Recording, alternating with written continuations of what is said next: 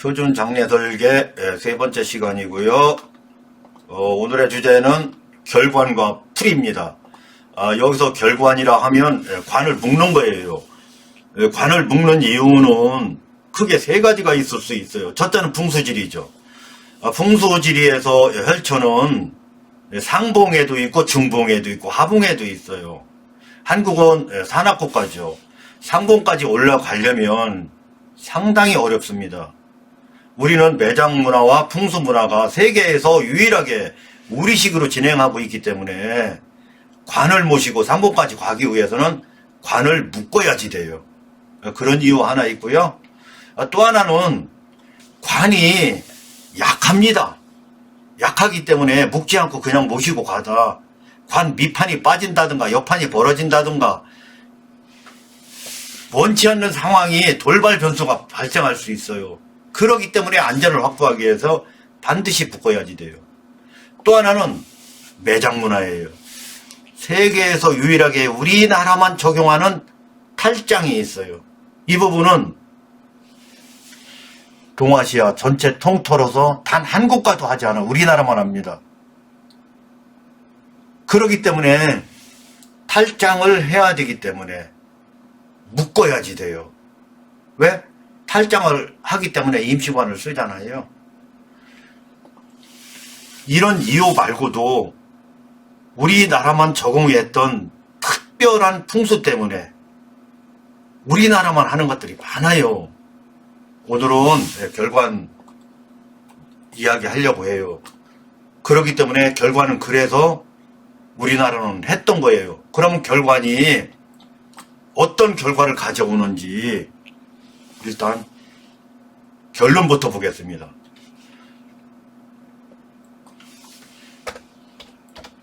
결론이에요.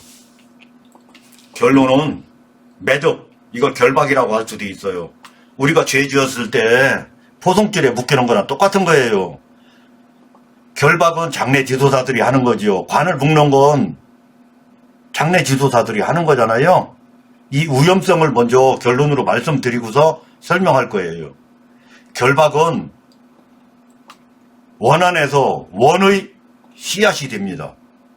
여러분들이 결박하는 것은 원을 만드는 거예요.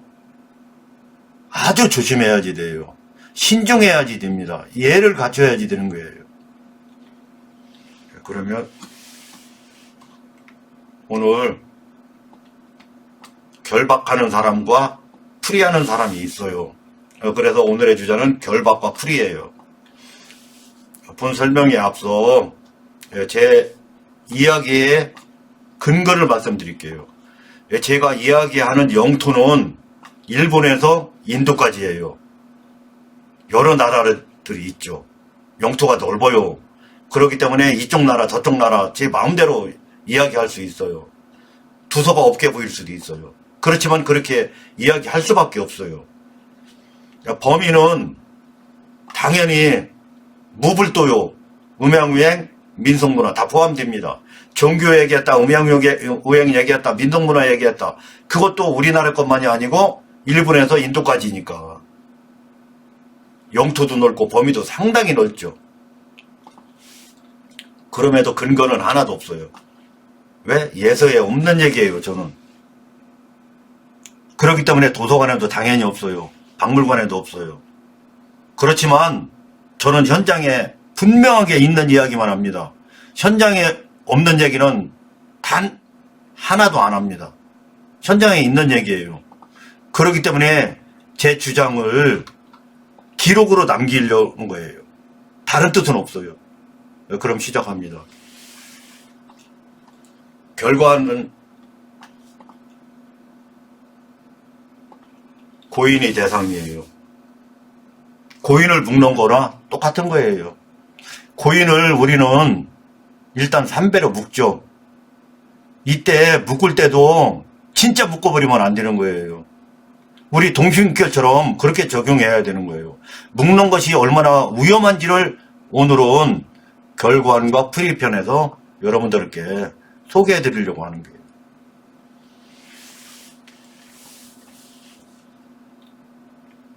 대상은 몸체예요. 몸체를 일단 염습하는 과정에 묶어요. 종이로 묶던 삼배로 묶던 우리는 어쨌든 묶어요. 종이로 속옷을 입히던 삼배로 겉옷을 입히던 초렴을 하던 소렴을 하던 우리는 묶어요. 그때의 위험성입니다. 일단 소개를 할게요. 이 부분은 앞으로 설명드릴 기준이기 때문에 설명하는 거예요. 장례나 묘지는 기준이 몸체예요. 풍수도 기준이 몸체예요. 그렇지만 유골이라고 하기 때문에 저도 해보는 거예요. 유교는 고인 옷이에요. 불교는 영가 옷이에요. 무교는 조상 옷이에요. 그렇지만 다 몸체라고 할 수 있어요. 무인이 법사나 무당이 조상 옷을 잡으면 몸체를 볼 수 있는 거예요. 조상 옷을 그냥 잡았다는 것은 몸체라는 뜻이에요. 그렇기 때문에 다 몸체예요. 대상이. 이제 가문 소재 살펴볼게요. 제가 기호를 붙였어요. 1번은 몸체고 2번은 옷이에요. 3번은 한지예요. 4번은 소창입니다. 우리나라에서 적용하는 소재 구성 중에 제가 순서를 정했어요. 그리고 기호로 표시했어요. 왜 그러냐면 우리들이 이야기를 함에 있어 쉽게 교감하기 위해서 이렇게 했어요. 우선 수인은 겉옷으로 사용되죠. 이 수인은 대체 불가원단이에요. 우리나라는 세계에서 유일하게 하는 것이 제가 있다고 말했잖아요. 풍수 우리나라만 합니다. 그렇기 때문에 우리나라만 해야 되는 것이 여러 가지가 있어요. 한지도 우리나라만 쓰고 소창도 우리나라만 적용하고 삼배수의도 우리나라만 적용해요. 이 부분 살펴볼게요. 일단 수의예요. 수의는 겉옷으로 쓰죠. 왜 쓰느냐? 보호하려고 써요. 다른 이유 없어요. 대체 불가능해요. 보호하면서도 땅속에서 자연분해가 100% 되는 거예요. 대체할 수 있으면 다른 원단으로 하죠. 우리나라만 세계에서 유일하게 적용했던 풍수에서는 삼배 원단 말고는 불가능합니다. 있을 수도 없어요. 우선 몸체 대신에 2번이에요. 우리나라에서 한지는 3번에 속합니다. 우리나라에서 한지는 속옷을 한지로 써요. 관속 도배도 한지로 해요. 관속 도배를 한지로 하는 나라는 세계에서 우리나라밖에 없어요. 동아시아? 없어요. 중국 일부 민족에서 그렇게 하지만 우리와 다른 뜻으로 해요. 우리는 돈이 없어서 다르게 예쁘게 연출할 줄 몰라서 절대 아닙니다. 돈이 없어서 속옷을 한지로 입힌다? 그거 아니에요. 오로지 매장 문화, 풍수지리 때문이에요. 매장할 때 다른 소재로 일반 소재로 속옷을 입히면 절대 안 되는 거예요. 거기서 발복이 안 돼서 자손이 대통령도 안 되고 부자도 안 돼요. 꼭 한지로 입혀야지 돼요. 자연 분해가 잘 되기 때문에. 우리 민족만 가지고 있던 풍수질이 그 점을 최대치로 반영할 수 있는 건 한지 말고 대체 원단이 없어요. 소창 결관할 때 쓰죠. 또 설배로 쓰죠. 또 하관배로 씁니다. 이제 묶는 거 살펴볼게요. 삼배수이 3으로 묶어요. 염습하는 과정에. 초렴할 때도 묶고 소렴할 때도 묶어요. 또 한지로도 묶어요. 초렴할 때도 묶고 소렴할 때도 묶고 대렴할 때도 묶고. 묶어요. 소창 묶어요. 어떨 때 묶느냐? 하관배 할 때도 묶고 관을 묶을 때도 묶어요. 다 묶어요. 세 가지가. 여기에 대한 위험성을 말씀드릴게요. 우선 삼배는 보호하는 원단으로 쓴다고 했죠. 한지는 옷으로 씁니다. 조상옷이에요. 또 위패의 용지로 써요. 왜? 한지가 조상 속옷으로 적용되어 있기 때문에 적용된 그 소재로 뒤에 연결되는 의식에서는 써줘야지 되는 거예요. 여기서 수의를 입혔다면 수의가 뒤따르는 의식에 적용돼야 되고요. 여기서 한지를 적용했기 때문에 후자에 연결되는 의식은 한지를 써야지 돼요. 다른 거 쓰면 안 돼요. 또 소창을 적용했기 때문에 후자에서는 소창을 적용해야 되는 거예요.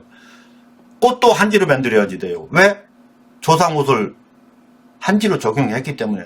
그래서 상해꽃이든 아니면 조화든 옛날에는 다 근지화도 한지로 했었어요. 요즘에 생화가 적용되지만 사실은 안 맞아요. 생화를 쓰면 안 되는 거예요. 의미는 없어요. 뭐 시키는 애도. 의미 있으려면 조화를 해야 돼요. 중국은 그래서 아직까지도 조화를 써요. 우리나라도 조화를 썼었지만 이런 의미가 퇴색되면서 생화가 들어온 거지. 원래 생화 쓰면 안 돼요.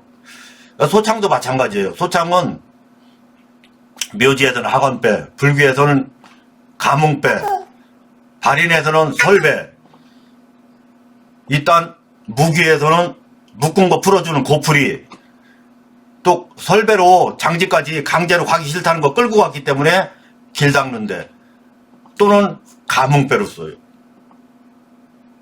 이렇게 세 가지 다 묶고 했었죠. 여기서 오늘은 주제가 결관과 풀이기 때문에 결관에 해당되는 소창을 가지고 여러분들께 말씀드려 볼게요. 소창은 기호로서는 4번이에요. 소창은 결관할 때 묶어요. 장례지도사가 묶어도 최대치로 힘을 가해서 묶습니다. 왜? 우리나라의 명당 혈치는 상봉에도 있고 중봉에도 있어요. 상봉이라는 건 산 꼭대기를 말하는 거예요. 그곳까지 어설프게 묶고 관을 모시고 가면 중간에 헐렁헐렁해진다든가 아니면 불려버리면 큰 낭패예요. 상주들한테 원망 들어요. 그렇기 때문에 최대치로 힘을 가해서 묶어요. 풍수지리 입장이나 안전성에서 보면 그 부분이 좋을지 몰라도 고인 입장에서 보면 완전 못 쓸 짓 하는 거예요. 좀 전에 결론에서 살펴본 바와 같이 원을 만들고 있는 거예요. 장례지도사가. 원 안에서 원을 장례지도사가 만들고 있는 거예요. 원의 근본을 제공하고 있는 거예요. 그렇게 결관을 하면 장례지도사가 원안의 제공자가 되는 거예요. 설배 끓을 때도 마찬가지예요. 이 부분을 무속에서 풀어주는 거예요. 고풀이로 풀고 끌고 갔던 걸 길 닦고 감흥하는 거예요. 무속은 말도 많고 탈도 많지만 순기능도 많이 합니다. 이렇게 잘못된 부분을 다 풀어줘요. 풍수에서 산소짜리 잘못 잡으면 또 무속인들이 다시 감정을 합니다. 검증을 해요. 검증. 그래서 물이 고였는지 고인이 잘못 누웠는지 그래서 산소를 이장하거나 파묘하거나 최종 판결은 무속인이 담당해요. 여기서도 최종 담당은 무속인이 해서 푸릅니다. 제가 말씀드리고 싶은 거 4번 풀이를 볼게요. 죽은 사람의 원한을 풀어주는 게 풀이 과정이에요. 이 원한의 제공자는 결관이에요. 결관을 풀어주는 게 풀이에요. 원한을 제공은 장례주사다가 했고 푸는 것은 무속인들이 했어요. 결론입니다. 매듭은 여기서 결박이라는 표현도 매듭과 맞는 거예요. 수식 얻을 때도 결박하고 관에도 결박하고 초렴할 때도 결박하고 소렴할 때도 결박하고 대렴할 때도 결박하죠. 이 결박은 원안에서 원의 씨앗이다. 이것이 오늘의 결론이에요. 조심해야 되겠죠.